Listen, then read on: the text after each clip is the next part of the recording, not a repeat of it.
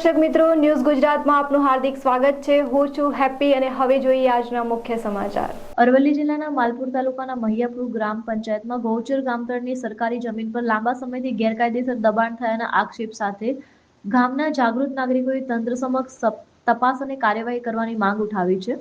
આક્ષેપો અંગે તંત્ર તરફથી હજુ સુધી કોઈ સત્તાવાર પ્રતિક્રિયા સામે આવી નથી। માલપુર તાલુકાના મહિયાપુર ગ્રામ પંચાયતના વિસ્તારમાં ગૌચર અને ગામતળની સરકારી જમીન પર લાંબા સમયથી ગેરકાયદેસર દબાણ થયાના આક્ષેપો સામે આવ્યા છે।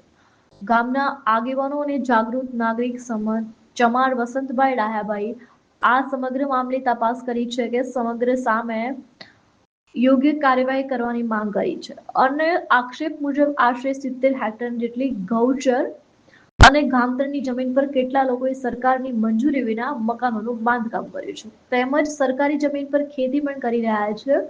ગામ લોકોનો દાવો છે કે લાંબા સમયથી આ દબાણ હોવા છતાં સ્થાનિક ગ્રામ પંચાયત સરપંચ અને તલાટી દ્વારા કોઈ અસરકારક કાર્યવાહી કરવામાં આવી નથી।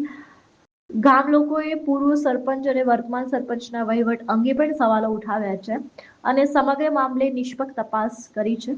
સાથે જ આક્ષેપો સાથે ભ્રષ્ટાચારની પણ શંકા વ્યક્ત કરવામાં આવી છે।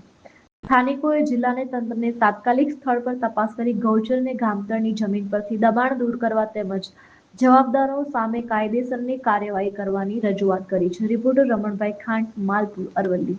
બરાબર તો એ લોકો ઓફિસ ઉઠાવવા ગાડી બોલાવી છે કે પીનામાં મગજમારી કરે છે। ગૌચર છે, ગૌચરની જમીનમાં ગમે તે ગૌશાળા છે, ગૌચર કહેવાય નહીં, બરાબર।